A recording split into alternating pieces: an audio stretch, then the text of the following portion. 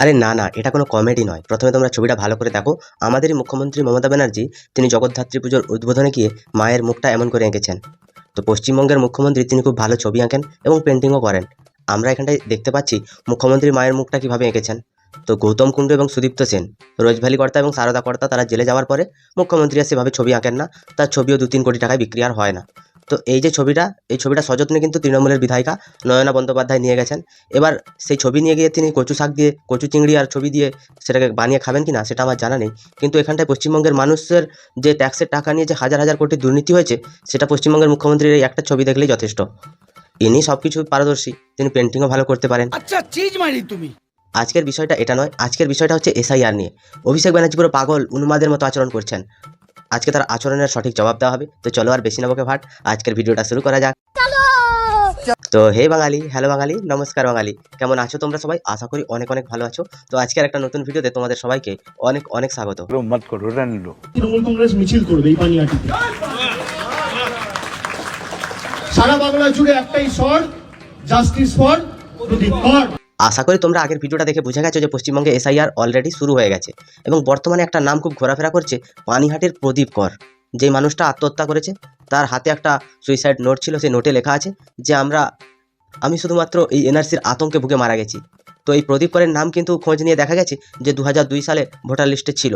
এবার তারপরে তার নাম উবে যেত না কি হতো। এবার অভিষেক ব্যানার্জি যে তার কানে কুমন্ত্র ঢেলে তাকে মেরে ফেলেনি, সেটারও কি প্রমাণ আছে?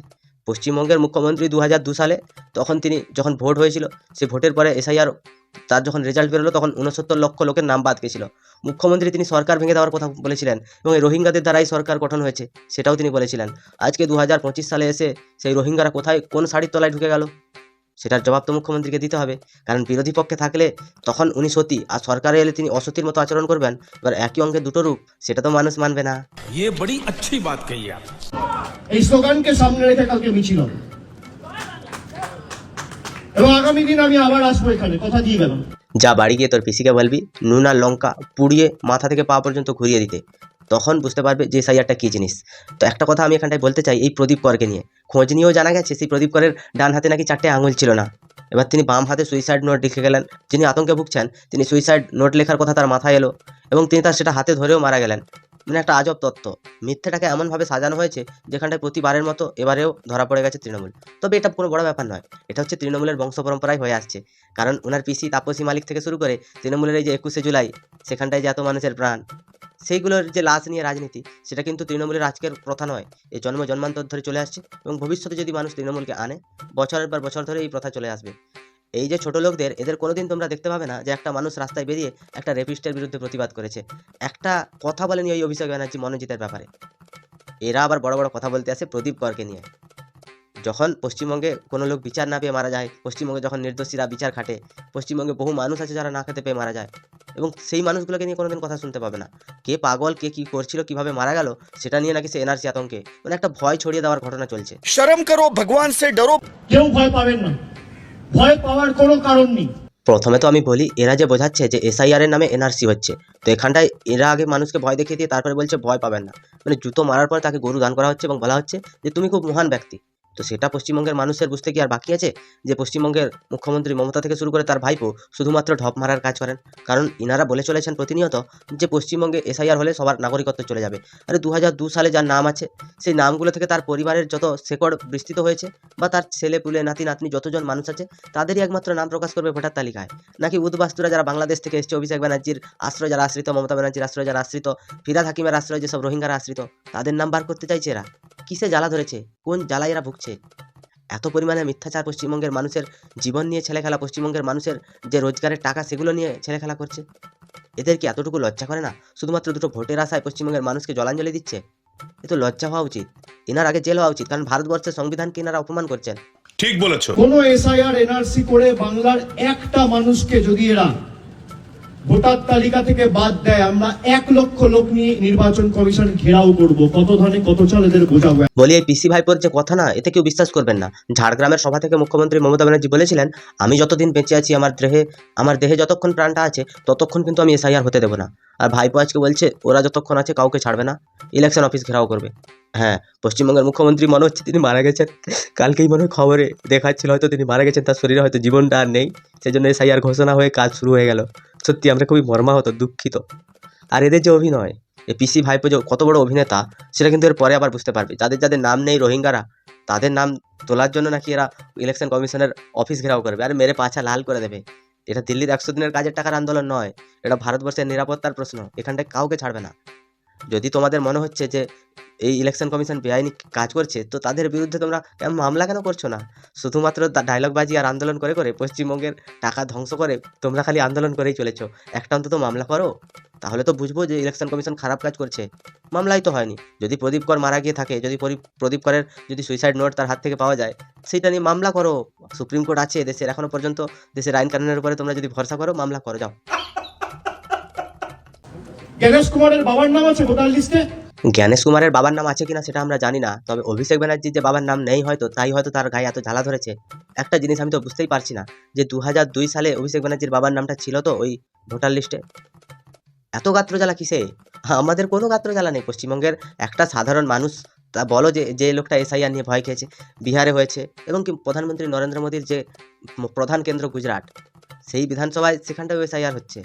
কোনো রাজ্যে কোনো সমস্যা নেই, যত সমস্যা পশ্চিমবঙ্গে। কারণ পশ্চিমবঙ্গের দরজা তো সবার জন্য খোলা, তাই খোলা দরজা দিয়ে কে কখন ঢুকে পড়েছে সেটা তো আর বোঝা যাচ্ছে না। আর প্রতিটা গ্রামে গ্রামে দেখবে 30 জন, 40 জন, 50 জন মৃত ভোটারের নাম পাবে। তো সেই নামগুলো কাটার জন্য যদি এসআইআর হয়, তাতে এদের কি সমস্যা সেটাই তো বুঝতে পারছি না। আর দুধেল গাইদের একটু অসুবিধা হবে। যেই দুধেল গাইরা শুধুমাত্র বাংলাদেশ থেকে এসেছিল তাদেরই অসুবিধা হবে। ভারতবর্ষের যে দুধেল গাইরা আছে, একটুও তাদের গায়ে কোনো আঁচড় লাগবে না। কারণ বিহারেও অনেক মুসলিমরা থাকে, তাদের গায়ে এতটুকু আঁচড় পড়েনি, এবং আসামেও এতটুকু আঁচড় পড়েনি। ভারতবর্ষের সবাই সুখে আছে, পশ্চিমবঙ্গে এদের মনে এত কেন অশান্তি? ভোট ব্যাংক নিয়ে এদের একটু মনে ভয় ধরেছে, সেটা তো কথাবার্তা শুনেই বোঝা যাচ্ছে।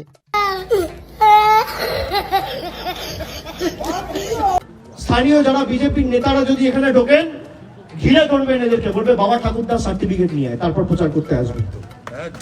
বাবা ঠাকুরদার সার্টিফিকেট নিয়ে আয়, তারপর প্রচার করতে আসবি। বেঁধে রাখবেন গাছে। একদম। আর যখন তৃণমূলের নেতারা প্রচারে যাবে, তখন তাদেরকে বলবেন যে মমতার মৃত্যুর সার্টিফিকেট নিয়ে আয়, দিলে তোরা প্রচারে আসবি। তাদেরকে আগে ধরে বেঁধে মারুন, মুড়ো ঝাঁটা নিয়ে মেরে ওদের বিষ তুলে দিন। কারণ তৃণমূলের মমতা ব্যানার্জি তিনি বলেছিলেন যে আমি বেঁচে থাকাকালীন এসআইআর হবে না। তো তার যখন মৃত্যুর সার্টিফিকেটটা নিয়ে আসবে, তখন আপনারা ওনাদেরকে প্রচার করতে দেবেন বা তৃণমূলের লোককে কথা বলার সুযোগ সুবিধা দেবেন। আর যদি না নিয়ে আসতে পারে, ওদেরকে মুড়ো ঝাঁটা সাট মারুন, কোনো একটা কথা বলতে দেবেন না। প্রতি বছর ভোটের সময় আমাদের পাড়া আমাদের সমাধান, আর ভোট পেরোলে পদে লাথি, সব জানা হয়ে গেছে মানুষের। দুয়ারে সরকারের নামে কোটি কোটি টাকা আত্মসাৎ, এবং পশ্চিমবঙ্গে উন্নয়নের নামে ভাইপোর পকেট ভর্তি, তারপরে এই বড় বড় ডায়লগবাজি, সব জানে পশ্চিমবঙ্গের মানুষ। এরা শুধুমাত্র বিজেপির নামে মানুষকে উস্কাচ্ছে যাতে পশ্চিমবঙ্গের গ্রামে গ্রামে দাঙ্গা লাগে। এদের কাজ শুধু এটাই। আর এদেরকে একটা জায়গায় গিয়ে প্রচুর পরিমাণে ধাক্কা খেতে হবে, সেটা হচ্ছে এই এসআইআর হবার পরে যেই সকল মানুষগুলোর নাম বাদ যাবে, সেই সব মানুষগুলো এদেরকে আগে ঘিরে ধরবে। কারণ প্রতিবারে দেখা গেছে যখন মমতা ব্যানার্জি কুল কিনারাহীন হয়ে পড়েন, তখন শরণাপন্ন হন কার না নরেন্দ্র মোদীজির। হ্যাঁ, ঠিকই শুনছেন, তিনি তাকে ভালো ভালো কথা বলেন। বিধানসভায় মোদী চোর বললে কি হবে, যখন তিনি দিল্লি যান তখন মাথা ঠুকে প্রণাম করে আসেন। এটাই হচ্ছে আমাদের বাংলা, ঘরের ভেতরে মাথা নিচু করে, বাইরে করবেই না। আমি আপনাদের করজোর করে অনুরোধ করছি, হাত জোর করে সবাইকে, যে আপনারা ভয় পাবেন না, আমরা বেঁচে আছি। কিন্তু বাবা, পিসি যে বেঁচে নেই, পিসি যে মারা গেল আজকে, তাহলে তুমি তো দিশেহারা। তুমি কি করে পারবে? তুমি তো সেই 2 বছর বয়স থেকে পিসিকে দেখে তুমি রাজনীতি শিখেছো, আজকে পিসি নেই, তুমি কি করে শিখবে? পশ্চিমবঙ্গের মাননীয় মুখ্যমন্ত্রী তিনি এই যে বিভিন্নভাবে পশ্চিমবঙ্গের পুলিশ বিভিন্ন বেআইনি কাজ করছে, সেগুলো নিয়ে এতটুকু কখনো টুইট করেননি। প্রদীপ কর মারা গেছে সেটা নিয়ে তিনি টুইট করেছেন। পশ্চিমবঙ্গের মুখ্যমন্ত্রী তিনি বিচার হবার আগে কি করে টুইট করতে পারলেন, সেটা আত্মহত্যা নাকি খুন, সেটা জানার আগেই পশ্চিমবঙ্গের মুখ্যমন্ত্রী টুইট করে দিচ্ছেন। তিনি কি প্রশাসনিক কর্তা নাকি শুধুই তৃণমূলের সুপ্রিমো আর ব্যানার্জিদার পিসি? বুঝতে হবে। আজকে তার বাড়ির লোক বলছে যে তার আঙুল কাটা ছিল, সে লিখতে পারতো না, ক্লাস 3 পাস, সে এনআরসি, সে সিএ, সে এসআইআর এগুলো সম্পর্কে সে জানলোটা কি করে? প্রধান প্রশ্নটা এটাই যে একজন 3 পাস লোককে যদি এসআইআর সম্পর্কে বোঝানো হয়, সে কি আদৌ বুঝতে পারবে? অভিষেক ব্যানার্জির মাথায় আজ পর্যন্ত ঢোকেনি যে এসআইআর এর মানেটা কি। মানে বৈধ ভোটার শুধুমাত্র সেই তালিকা প্রকাশ হবে, মৃত ভোটারের নাম বাদ যাবে এবং ডুপ্লিকেট করে যারা ভোটার লিস্টের নাম তুলেছে তাদের নাম বাদ যাবে। সেটা যখন অভিষেক ব্যানার্জি এত শিক্ষিত হয়ে তিনি বুঝতে পারেননি, 3 পাস তিনি বুঝতে পারবেন। আজব কথা মাইরি, তোমাদের যুক্তির শেষ নেই। नाटक कम करो पियो। বাংলায় মমতা বন্দ্যোপাধ্যায়ের সরকার থাকতে, আমরা থাকতে এত সোজা না যে বছরের পর বছর 40 বছর 50 বছর 30 বছর ধরে যারা বাংলায় রয়েছে, যাদের বাবা দাদু ঠাকুরদা একের পর এক প্রজন্ম বাংলায় রয়েছে, তাদেরকে বাংলাদেশি বলে বাংলাদেশে পাঠিয়ে দেওয়া হবে, এত সোজা নয়। বাবু 30 বছর 40 বছর 50 বছর এত বছরে যাবার কোনো দরকার নেই। শুধুমাত্র একটা বছর, শুধুমাত্র সেটাই ধরে রাখো, 2002 সাল থেকে এবার 2025 সাল, মাত্র 23 বছর। এই 23 বছরের যে ডিস্টেন্সটা, সেই ডিস্টেন্সের ভেতরে তার ভেতরে তোমরা কতটা কি কার্যকলাপ করেছো সেটাই হচ্ছে বড় ব্যাপার। সিপিএম এর সময় তোমার পিসি যেভাবে উদ্দাম নৃত্য করেছিল, আজকে তোমার সেই পিসি আজকে প্রদীপ কর মারা গেছে টুইট করেছে, তারপরে গেছে জগদ্ধাত্রী পুজোর উদ্বোধন করতে। মানে মৃতদেহের ওপরে দাঁড়িয়ে উৎসবটা কিন্তু আগে। সেরকম আমরা দেখেছি দার্জিলিংয়ে যখন বন্যা হচ্ছিল তখন পিসি এখানে ড্যাং ড্যাং করে নাচছিল, ভাইপো তখন গায়েব। মাদারের বাচ্চা। তিনি তৃণমূলের সর্বভারতীয় সম্পাদক, তো তার পাহাড়ে যাওয়াটা উচিত ছিল, তখন তিনি চুপচাপ ঘরের ভিতরে বসেছিলেন। এখন প্রদীপ কর মারা গেছে, তিনি বাইরে বেরিয়েছেন। সত্যি আমাদের ভাইপো কত দয়াবান। শুধুমাত্র লাশ নিয়ে রাজনীতি, সেটা হচ্ছে পশ্চিমবঙ্গের তৃণমূল কংগ্রেস এবং তার অধ্যক্ষ আমাদের মাননীয় মুখ্যমন্ত্রী মমতা ব্যানার্জি, তাকে 100 কোটি প্রণাম। তোমাদের কি মতামত এই এসআইআর নিয়ে তোমরা একটু কমেন্টে জানিও। আর অভিষেক ব্যানার্জির এই পাগলামির প্রধান কারণটা কি সেটাও একটু জানিও। মমতা ব্যানার্জির ছবিগুলো দেখে তোমাদের কি মনে হয় সেটাও জানাতে ভুলবে না। সবাই ভালো থাকবে, সুস্থ থাকবে, সাবধানে থাকবে আর দেখতে থাকবে বাংলার কোণে ঘর।